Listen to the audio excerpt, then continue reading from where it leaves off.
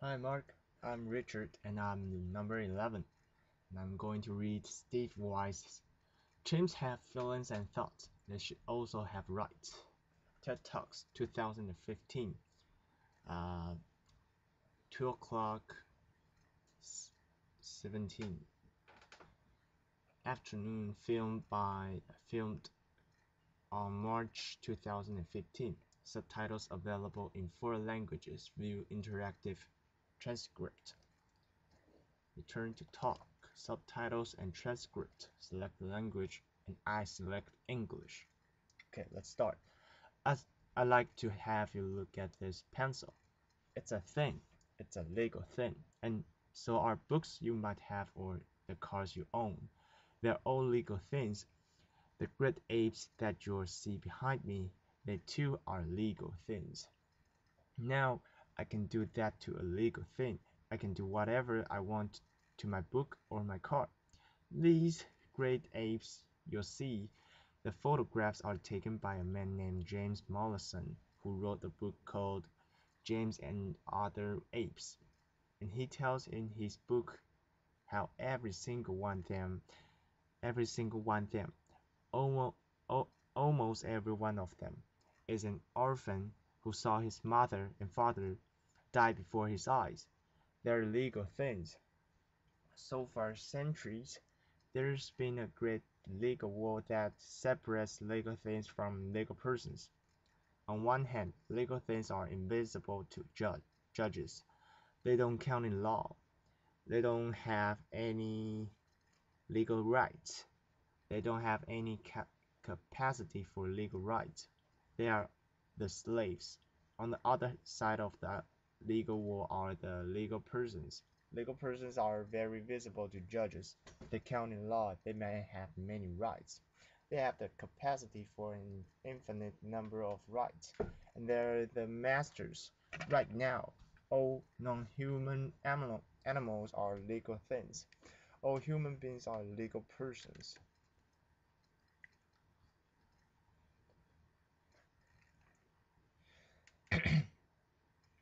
But being human and being a legal person has never been, and is not today, synonymous with a legal person. Humans and legal persons are not synonymous. On the, on the one side, there have been many human beings over the centuries who have been legal things. Slaves were legal things. Women, children were sometimes legal things. Indeed, a great deal of civil rights struggle over the last centuries has been to punch a hole through what wall and begin to feed these human things through the wall and have them become legal persons. But alas, that hole has closed up. Now on the other side are legal persons, but they've never only been limited to human beings. For example, there are many legal persons who are not even alive. In the United States, we're aware of the fact that corporations are legal persons. In pre-independence India, a court held that a Hindu idol was a legal person, that a mosque, mu- that a mosque, that a mosque was a legal person. In 2000, In 2000, the Indian Supreme Court held that the holy books of the Sikh Sky region was a legal person. And in 2012, just recently, there was a treaty between the indigenous peoples of New Zealand and the Crown, in which it was agreed that the river was a legal person who owned its own riverbed.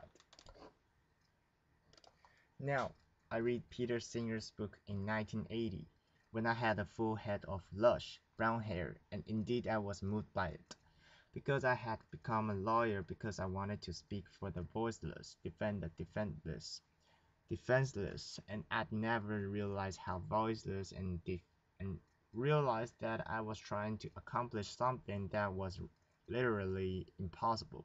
The reason being that all of my clients, all the animals whose interests I was trying to defend, were illegal things. They were invisible. They were invisible. It was not going to work, so I decided that the only thing that was going to work was they had, at least some of them, at least some of them had to also be moved through a hole that we could open up again in that wall and begin feeding the appropriate non-human animals through that hole onto the other side of being legal persons. Now, now, at the time, there was very little known about or spoken about truly animal rights, about the idea of having legal personhood or legal rights for a non-human animal, and I knew it was going to take a long time. And so in 1985, I figured that it would take about 30 years before we'd be able to even begin a strategic litigation, long-term campaign in order to be able to punch another hole through that through that wall through that wall. It turned out that I was pessimistic, that it only took 28. So what we had to do in order to begin was not only to write law-reviewed articles and teach classes, write books, write books, but we had to then begin to get down to the nuts and bolts of how you litigate that kind of case. So one of the first things we need to do was figure out what the cause of action was, a legal cause of action. And a legal cause of action is a vehicle that lawyers use to put their arguments in front of courts. It turns out there's a very interesting case that had occurred almost 250 years ago in London called Somerset versus Stewart, whereby a black slave had used the legal system and had moved from a legal thing to a legal person. I was so interested in it that I eventually wrote an entire book about it. James Somerset was an 8-year-old boy when he was kidnapped from West Africa. He survived the Middle Passage and he was sold to a Scottish businessman named Charles Stewart in Virginia. Now, 20 years later, Stewart brought James Somerset to London, and after he got there, James decided he was going to escape. And so one of the first things he did was to get himself baptized, because he wanted to get a set of godparents, because to an 18th century slave, they knew that one of the major responsibilities of godfathers was to help you escape. So in the fall of 1771, James Somerset had a confrontation with Charles Stewart. We don't know exactly what happened, but then James dropped out of sight. And enraged Charles Stewart then hired slave catchers to canvass the city of London, find him, bring him not back to Charles Stewart but to a ship, the Anne and Mary, that was floating in London harbour, and he was chained to the deck, and the ship was to set sail for Jamaica, where James was to be sold in the slave markets and be doomed to the 3 to 5 years of life that a slave had harvesting sugar cane in Jamaica. Well, now James got parents sworn into action. They approached the most powerful judge, Lord Mansfield, who was chief judge of the Court of King's Bench, and they demanded that he issue a common law writ of habeas corpus on behalf of James Somerset. Now, the common law is the kind of law that English-speaking judges can make when they're not cabined in by statutes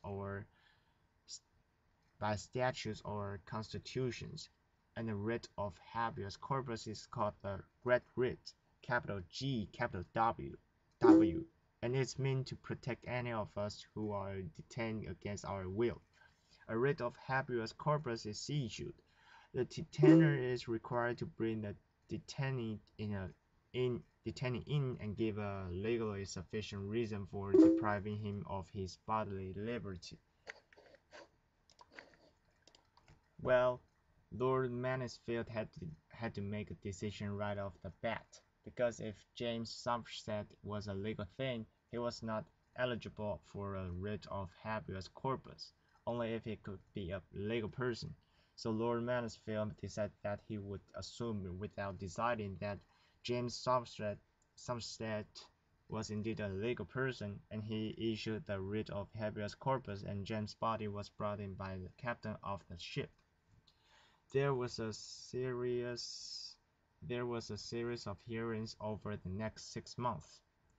On June 2012, on June 22, 1772, 70, on June 22, 1772, Lord Mansfield said that slavery was so odious, and he used the word odious, that the common law would not support it, and he ordered James free.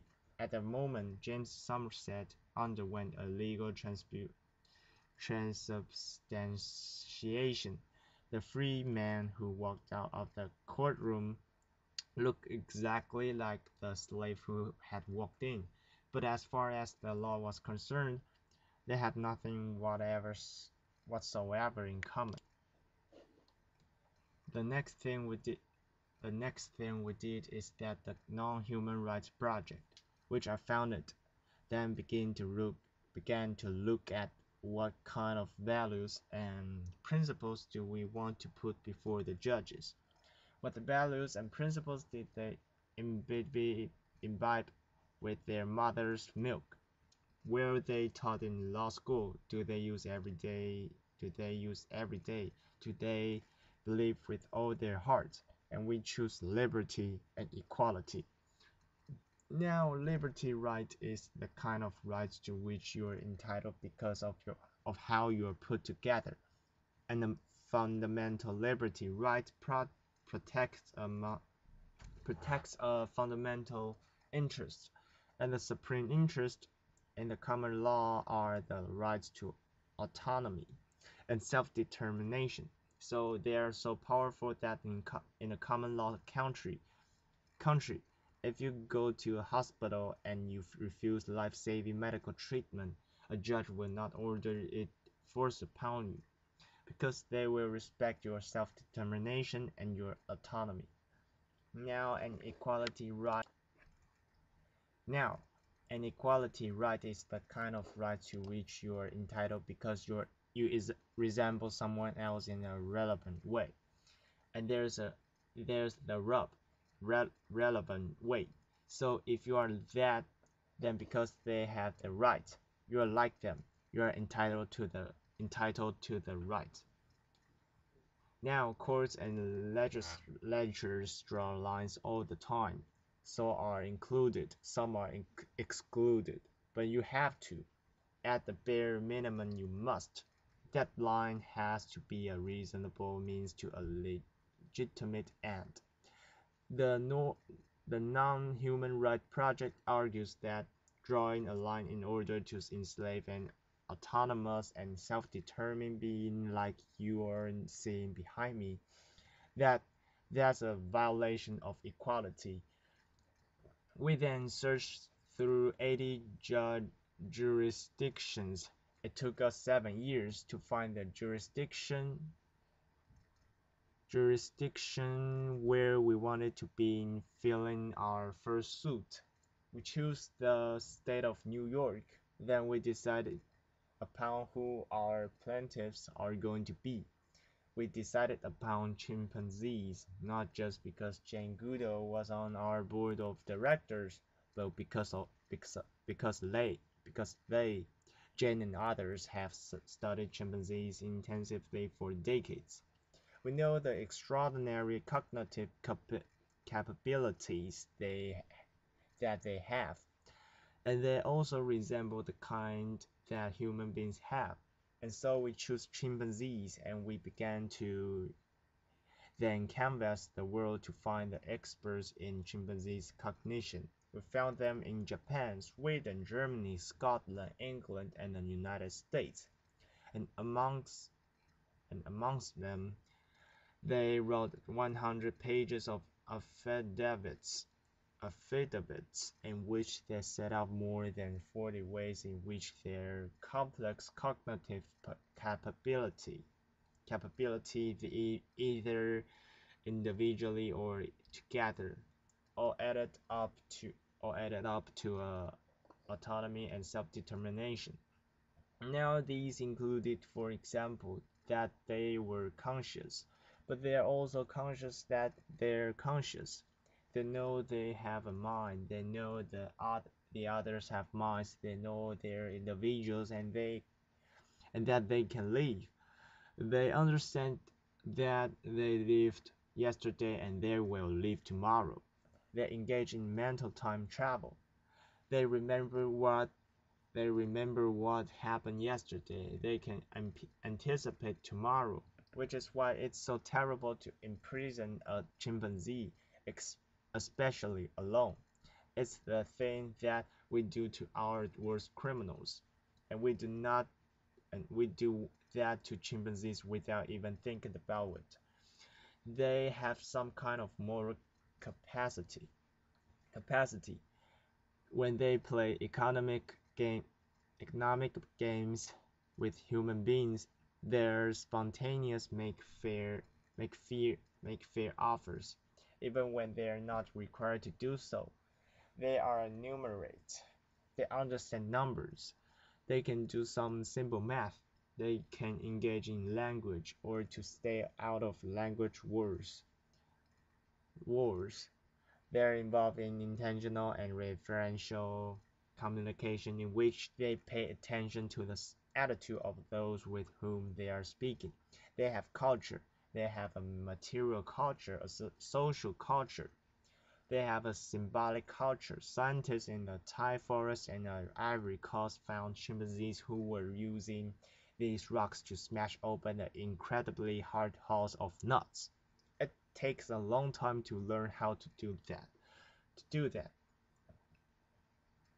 it takes a long time to learn how to do that, and they ex,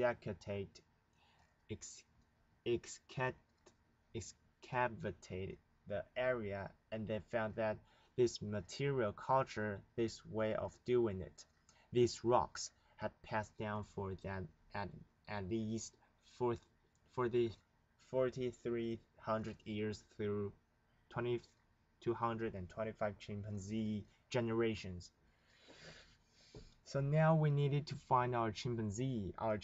First, we found two of them in the state of New York. Both of them would die before we could even get our suit filed.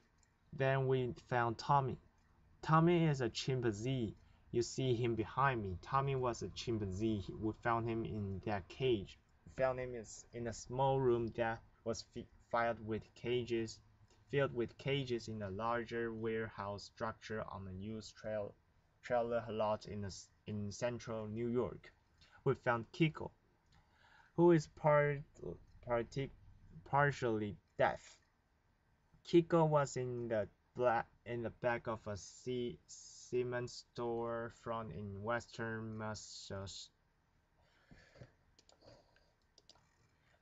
Massachusetts, and we found Hercules and Leo. They are two young male chimpanzees who are being used for biomedical, anatomical research at Stony Brook. We found them, and so on the last week of December 2013.